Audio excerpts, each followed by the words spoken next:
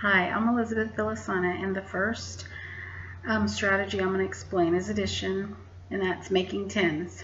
So if they had a problem that was 7 plus 3, they would know that 7 plus 3 equals 10.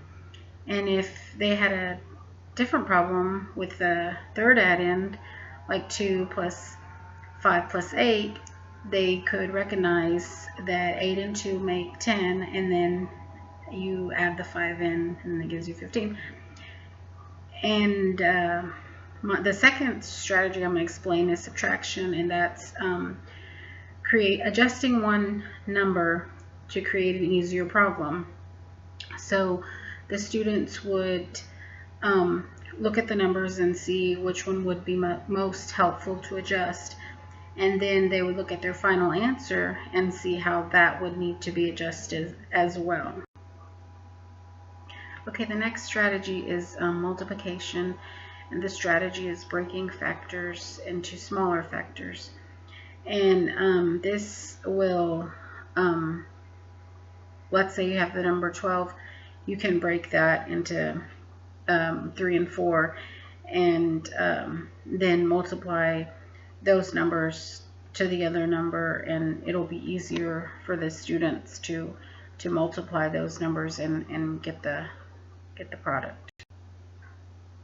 And when you break them down into two different numbers, it becomes easier for the students, because instead of using, trying to multiply 2 digits to a number, you're only multiplying 1 digit times that number. And it's especially helpful when you get to the bigger numbers. You start multiplying bigger numbers. Okay, the next strategy is for division, and that's multiplying up. And when you have your problem, you take the divisor and you multiply it either by 10 or 2, and if it's a bigger number, then you would start with 10. And then, as you see that you're adding up to your dividend, as you get closer to your dividend, then you could multiply the divisor by 10. And then when your numbers add up to the dividend, then you take the other numbers, like the 10s and the 2s, and you add those up, and that will give you your answer for your division problem. Okay, so now I'm going to solve 2 number strings for addition using my making 10 strategy. So my numbers are 6 plus 8 plus 4. And I know that 6 and 4 make 10. Then I will add 8 to that. So 10 plus 8 equals 18. That's using making 10s. And on my next number string, I have 2 plus 6 plus 8 plus 3 plus 4. So I see that 2 and 8 equal 10, and then 6 and 4 equal 10, and then I'll add the 3 to that. So 10 plus 10 is 20, plus 3 more equals 23. So my second strategy is subtraction. The strategy is adjusting one number to create an easier problem. So I have 60 minus 31. So I'm going to take, I look at my numbers, and it's easier to take 1 away from 31. So I'll have 60 minus 30, and that's 30. And then I have to look at my answer and adjust it. Since I took 1 away from 31, I have to take 1 away from 30, so my answer is 29. And another example is 59 minus 47. So I look at both my numbers, and I see it's easier to add 1 to 59, so I make 59 a 60, and then I take 47 away from 60, which equals 13. And then I have to adjust my final answer, which is was the 13. So I have to take 1 away from that because I added 1 to the 59 in the beginning. So then I take 1 away from that, which gives me 12. So 59 minus 47 equals 12. Okay, so the next strategy is multiplication, and that's going to be breaking factors into smaller factors.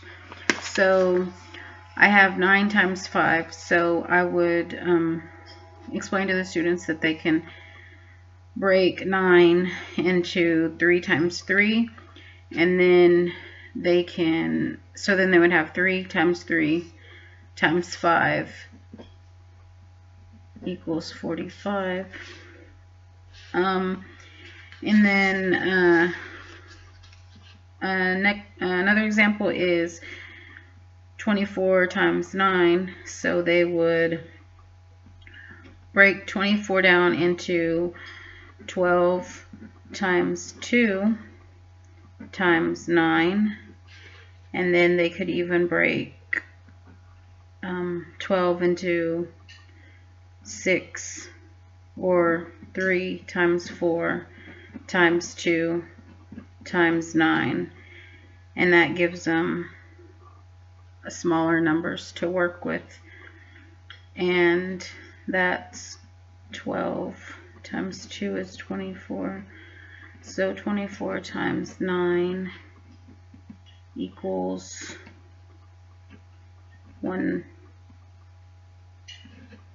216. Okay, so for my division strategy, I'm using the strategy multiplying up, and that's similar to adding up, but a little different. And so my problem is 72 divided by 4, so I take 4 and multiply that by 10, and I get 40. And then I take 4 and multiply that by 5, and that gives me 20.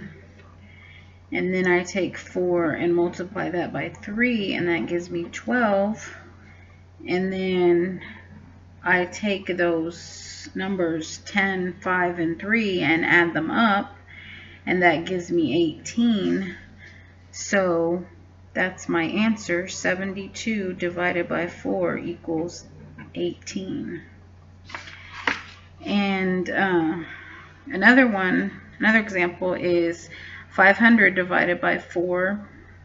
In that, I take 100 and I multiply that by 4. That gives me 400. And then I take 25, multiply that by 4, and that gives me 100. So then I add up what I multiplied by 4, which was 125, so that equals 125. So 500 divided by 4 equals 125. And that's the end of my explanations and my examples. I really hope I did this correctly. Thank you.